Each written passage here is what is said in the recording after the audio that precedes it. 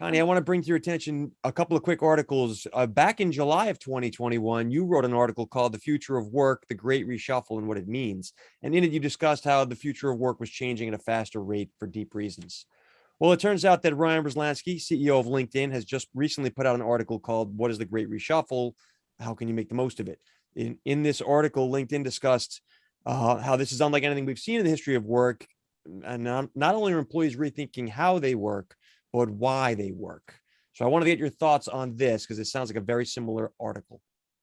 Well, kudos to Ryan for writing that because, yes, we have to fundamentally look at why people are viewing work fundamentally differently. And that's the reason why I wrote what I did, is because I felt that that perspective wasn't being told. And I feel that what Ryan is sharing and what he is doing with LinkedIn is recognizing that today's workers' needs are different. And subsequently, the employers that are looking to hire them have to really treat this whole job search, job fit process in a different way. So actually getting to, that why behind the what is really important.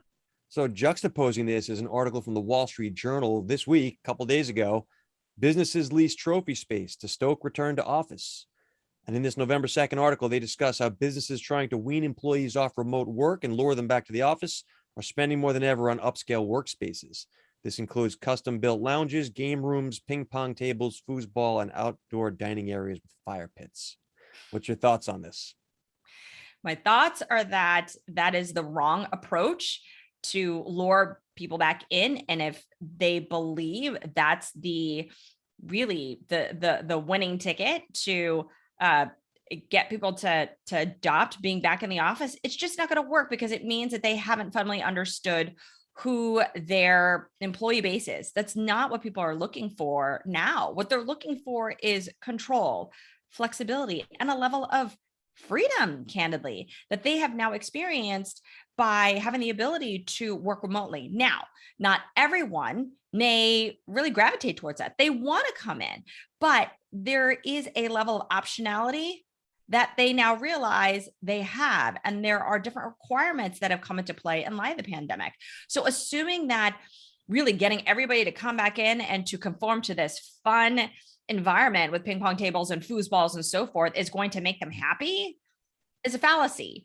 What people recognize is that they need a level of fulfillment, a level of stability, a level of connection.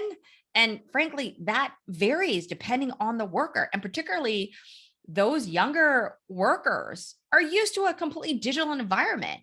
It's not to say that they don't want to come and see people, but they don't have to do that at the same level as others. So if you're many companies, the type of talent you're looking for is those next generation of leaders. But They let me ask you then, operate Connie, differently. if you're a CEO, if there's a he or she CEO right now who wants to get their people back into the offices, they don't know how to do it. What advice would you give? What is it they should be thinking about? Well, the key advice is talk to your employees and understand what is it that they fundamentally need. And it's not just, oh, we'll give you hybrid and we'll give you a hybrid option. There's so much more to that. Why do they feel that hybrid option is valuable to them? What do they feel they need to make it work as effectively as possible? Because let's face it, even in a hybrid situation, it's all new for everybody. The way that people are going to operate and communicate, it's going to be a little touchy because some people are going to feel much more involved and connected, others aren't. But it is so important to have a constant pulse of how they're feeling, what they're thinking, what can be improved. So being able to test and learn and iterate some initial plan that has the input from your employees is going to be so critical to figure out how to fluidly navigate this new world of work, because no one has the answer right now. But if you can get the valuable input, put an initial plan in place, see what works and see what doesn't, then you're going to be able to adapt and iterate really quickly and then ultimately find the right fit. Right. I feel like it's not even just that they don't have the right answers. Some of them don't have the right questions. I 100% agree. I think that many are potentially looking at it from the lens of, well, what's really best for our organization? Because traditionally, this is how we have felt connected.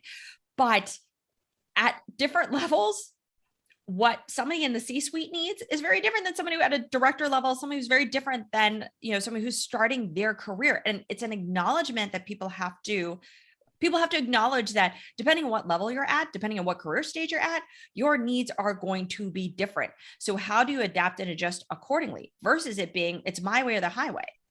Right. Well, that's all I've got for us this week, Connie. You'll keep us posted, and I want to thank you for your time. We look forward to the next articles. Thank you.